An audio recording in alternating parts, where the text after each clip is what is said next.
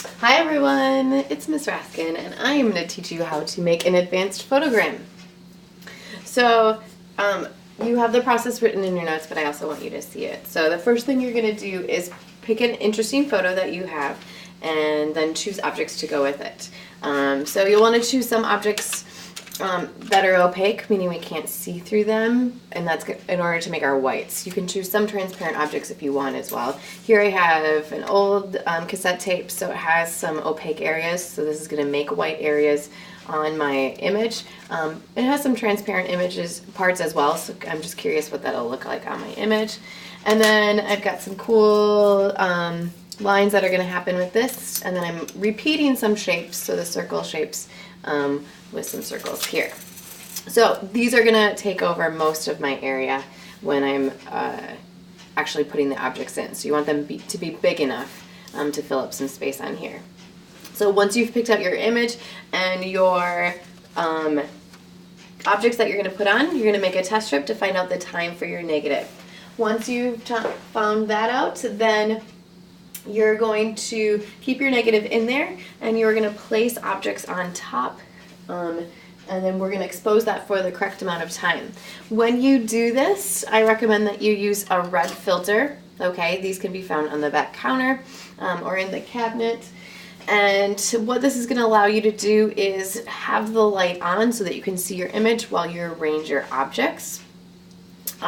So I'm going to move this underneath. You won't really be able to see too much of the red right now, but it's red and that blocks the light so that it doesn't actually affect your photo paper.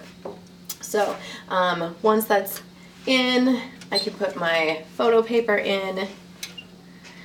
Then I'm going to arrange my objects in a way where I'm not blocking my image. This is where, like, the focal point of my image, I want to have it come through. So I want this part of my image to show up, so I'm going to avoid that part, because otherwise it'll end up being white.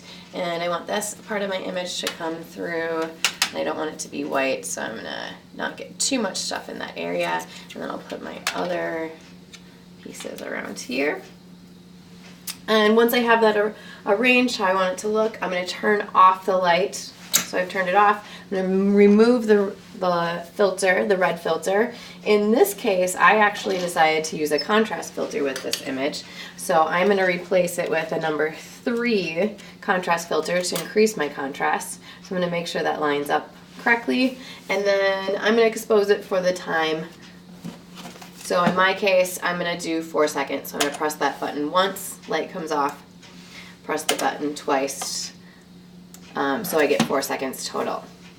Then we're going to arrange your objects, and this time you want to arrange your objects so that your opaque objects are on top of the parts of your image that you want to see through. So right now I'm going to take the red filter, I'm going to put it back in, I'm going to flip the switch on, and then I'm going to move my objects around so my opaque part, the part that's going to block the light, is on top of my focal point that I want to see. Move things a little bit. I want it to go over this way. Once I've done that, I'm going to turn off the light, move that red filter to the side, and then I'm going to expose it just to 1 click of straight light, which means that I'm taking out my negative. So I took that out, moved it to the side, and this is just going to be light with no negative in it.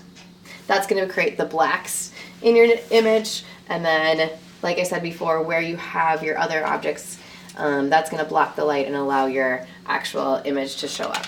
Then develop as normal. You're going to do 5 experimentations of this total, and you'll choose your best one to mat.